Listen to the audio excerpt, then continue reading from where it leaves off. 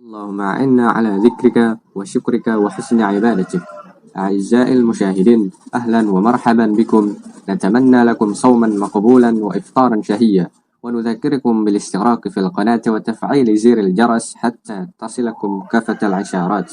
ما هو فضل صيام الشهر العظيم شهر رمضان؟ لماذا خصه الله سبحانه وتعالى بجبار حسنات لا نهاية لها كما قيل في السنة النبوية العاطرة؟ ما هو الدليل على فضائل الصيام في ذلك الشهر الجليل من القرآن والسنة النبوية الشريفة؟ تابعوا معنا هذا الموضوع المثير، راجين من الله عز وجل أن تحوز هذه الحلقة على إعجابكم. يعد شهر رمضان أكثر أشهر السنة بركة على الإطلاق، فيه أنزل الله سبحانه وتعالى القرآن الكريم، ويعتبر صيامه فريضة، فهو أحد أركان الإسلام، وقد ورد ذكره في القرآن الكريم حيث قال سبحانه وتعالى: شهر رمضان الذي أنزل فيه القرآن هدى للناس وبينات من الهدى والفرقان، فمن شهد منكم الشهر فليصم، ومن كان مريضا أو على سفر فعدة من أيام أخر، يريد الله بكم اليسر ولا يريد بكم العسر، ولتكملوا العدة ولتكبروا الله على ما هداكم ولعلكم تشكرون. لقد ورد في فضل صوم شهر رمضان وصيامه وثوابه الكثير من الأحاديث النبوية، ذلك ما ورد في بيان أصول الفرح والسعادة للإنسان في الدنيا والآخرة، حيث قال عليه الصلاة والسلام: للصائم فرحتان، فرحة عند فطره وفرحة عند لقاء ربه. وعن أبي هريرة رضي الله عنه أن رسول الله صلى الله عليه وسلم قال: من صام رمضان إيمانا واحتسابا غفر له ما تقدم من ذنبه، وصوم يبعد عن النار كل يوم بمقدار 70 سنة. قال صلى الله عليه وسلم: من صام يوما في سبيل الله بعد الله وجهه عن النار 70 خريفا. قد ورد أيضا أن الصيام يشفع لصاحبه يوم القيامة، وقد روى الإمام أحمد عن عبد الله بن عمر بن عاص رضي الله عنه أن النبي صلى الله عليه وسلم قال: الصيام والقرآن يشفعان للعبد يوم القيامة. يقول الصيام: أي رب منعته طعامه والشهوات بنهاري فشفعني فيه، ويقول القرآن: منعتهم نوم بالليل فشفعني فيه، قال: فيشفع. ثواب الصيام مطلق غير مقيد، أدوات الصائم أجره بغير حساب. ففي الصحيحين عن أبي هريرة رضي الله عنه قال: قال رسول الله صلى الله عليه وسلم: قال تعالى: كل عمل بنو آدم له إلا الصيام فإنه لي وأنا أجري به. في رواية عند مسلم: كل عمل بنو آدم يضاعف، الحسنة بعشر أمثالها إلا 700 ضيعتها. قال الله: إلا الصوم فإنه لي وأنا أجري به. يدع شهوته وطعامه من أجله، فاختص الله الصوم لنفسه بين سائر الأعمال، يشافيه عنده، ولأنه ترى بين العبد وبين ربه لا يطلع عليه إلا الله. والصوم يشرب الإنسان في الآخرة بدخول الجنة من باب يسمى باب الريان، وهو باب خاص للصائمين. قال صلى الله عليه وسلم: إن في الجنة باب يقال له الريان، يدخل منه الصائمون يوم القيامة، لا يدخل معهم أحد غيرهم. قالوا: أين الصائمون؟ فيدخلون منه، فإذا دخل آخرهم أغلق فلم يدخل منه أحد. وصوم يرضي الله تعالى عن الصائم ورائحته، فأمير كرهة الناس لها الرسول صلى الله عليه وسلم: والذي نفسي بيده لخلوف فم الصائم أطيب عند الله تعالى من ريح الإسكا. وقال عليه الصلاة والسلام: بني الإسلام على 5: شهادة أن لا إله إلا الله وأن محمد رسول الله، وإقام الصلاة، وإيتاء الزكاة، والحج، والصوم رمضان.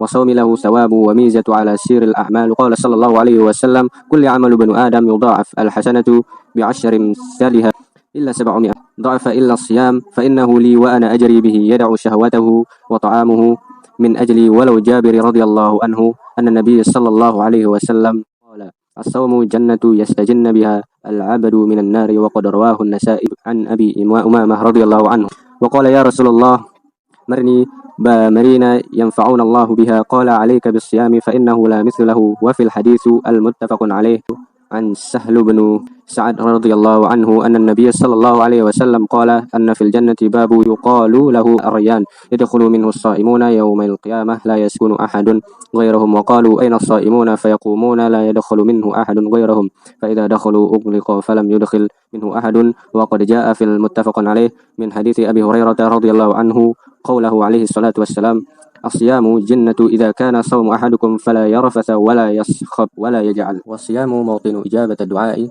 كما في صحيح الجامع من حديث أبي هريرة رضي الله عنه قال صلى الله عليه وسلم 3 دعوات مستجابات دعوة الصائم ودعوة المظلوم ودعوة المسافر وهو شهر تفتح فيه أبواب الجنة وتغلق فيه أبواب النار وتصفد الشياطين يقبل فيه أهل الخير ويكثر فيه أهل الشر جاء عند الترمذي من حديث أبي هريرة قال صلى الله عليه وسلم إذا كان أول ليلة من شهر رمضان سفدت الشياطين ومردت الجن وغلقت أبواب النيران فلم تفتح من هذا باب فتحت أبواب الجنة فلم يغلق من هذا باب وينادي منادى يا باغي الخير أقبلوا ويا باغي الشر أقصروا والله عتقاء من النار وذلك في كل ليل والله سبحانه وتعالى أعلى وأعلم.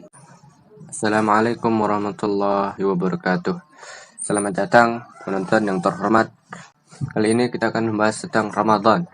Apa keutamaan berpuasa di bulan Ramadan? Mengapa Tuhan Yang Maha Esa menganugerahkan amal saleh yang tiada habisnya seperti yang dikatakan dalam hadis Nabi? Apakah dalil keutamaan puasa di bulan agung itu dalam Al-Quran dan Sunnah Nabi yang mulia? Bulan Ramadan adalah bulan yang paling mulia dan berkah dalam setahun. Di dalamnya, Tuhan Yang Maha Kuasa telah menurunkan Al-Quran dan Allah telah mewajibkan setiap muslim untuk berpuasa. Dan puasa termasuk salah satu dari rukun Islam. Seperti yang difirmankan oleh Allah Subhanahu wa Ta'ala, bulan Ramadan, bulan yang di dalamnya diturunkan Al-Quran sebagai petunjuk bagi manusia dan penjelasan mengenai petunjuk itu dan pembeda antara hak dan yang batil. Karena itu, barang siapa di antara kamu yang hadir negeri tempat tinggalnya atau di bulan itu, maka hendaklah ia berpuasa pada bulan itu. Dan barang siapa yang sakit atau dalam perjalanan, maka baginya mengqada sebanyak hari yang ditinggalkannya itu, hari-hari yang lain. Allah menghendaki kemudahan bagimu dan tidak menghendaki kesukaran bagimu. Dan hendaklah kamu mencukupkan bilangan dan hendaklah kamu mengagungkan Allah atas petunjuknya yang diberikan kepadamu supaya kamu bersyukur. Banyak hadis Nabi Shallallahu Alaihi Wasallam yang menyebutkan tentang keutamaan puasa dan pahala puasa di bulan Ramadan. Inilah yang disebutkan dalam pernyataan prinsip-prinsip kegembiraan dan kebahagiaan bagi seseorang di dunia dan di akhirat. Sebagaimana yang dikatakan Rasulullah Shallallahu Alaihi Wasallam, bagi orang-orang yang berpuasa akan mendapatkan 2 kebahagiaan, yaitu kebahagiaan ketika dia berbuka dan kebahagiaan ketika berjumpa dengan Rabb-Nya. Dari Abu Hurairah radhiyallahu an bahwasanya Rasulullah Shallallahu Alaihi Wasallam bersabda, barang siapa yang berpuasa karena iman dan mengharap pahala, maka akan diampuni dosa-dosanya yang telah lalu, dan orang yang berpuasa akan dijauhkan dari neraka sejauh 70 musim. Rasulullah Shallallahu Alaihi Wasallam bersabda, tidaklah seorang hamba yang berpuasa di jalan Allah kecuali akan dijauhkan dari neraka sejauh 70 musim, dan juga puasa akan menjadi syafaat pada hari kiamat bagi orang yang berpuasa. Imam Ahmad meriwayatkan dari Abdullah bin Umar bin As radhiyallahu an bahwasanya Rasulullah Shallallahu Alaihi Wasallam bersabda, amalan puasa dan membaca Al-Quran akan memberi syafaat bagi seorang hamba di hari kiamat. Puasa berkata, wahai Rabb, aku telah menahannya dari makan dan syahwat di siang hari, maka izinkanlah aku memberikan syafaat kepadanya.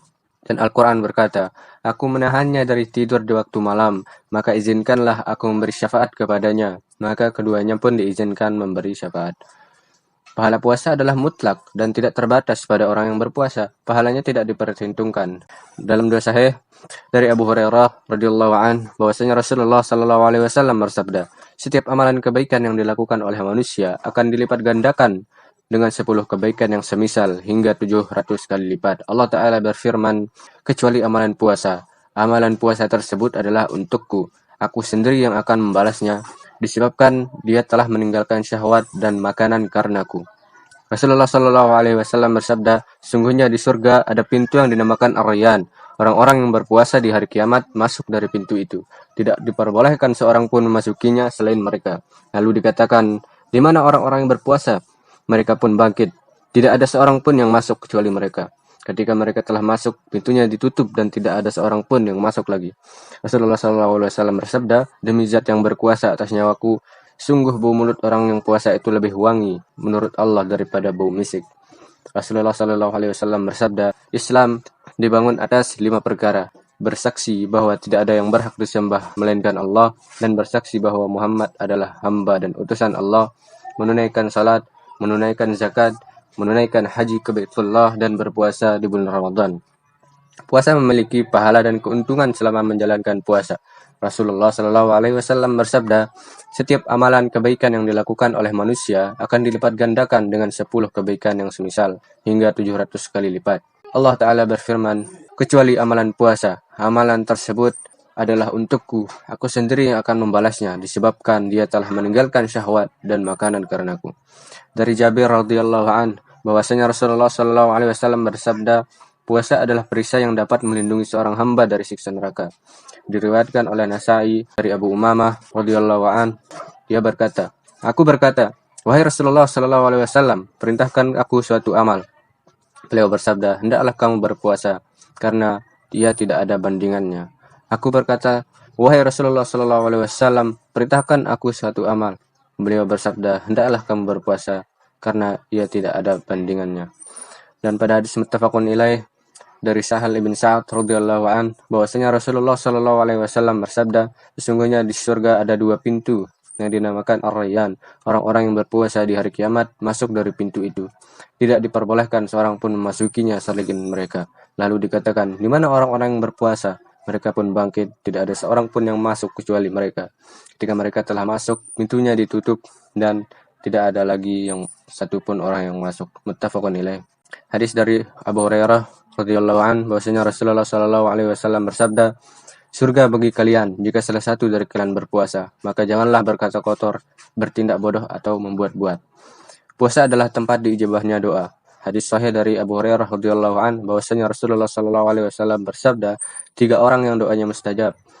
Doa orang yang berpuasa, doa orang yang dizalimi, dan doa orang yang musafir.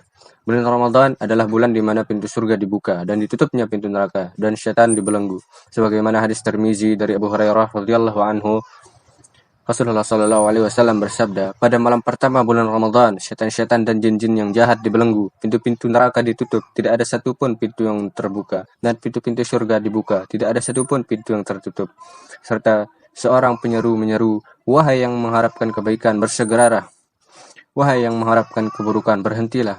Allah memiliki hamba-hamba yang selamat dari api neraka pada setiap malam di bulan Ramadan.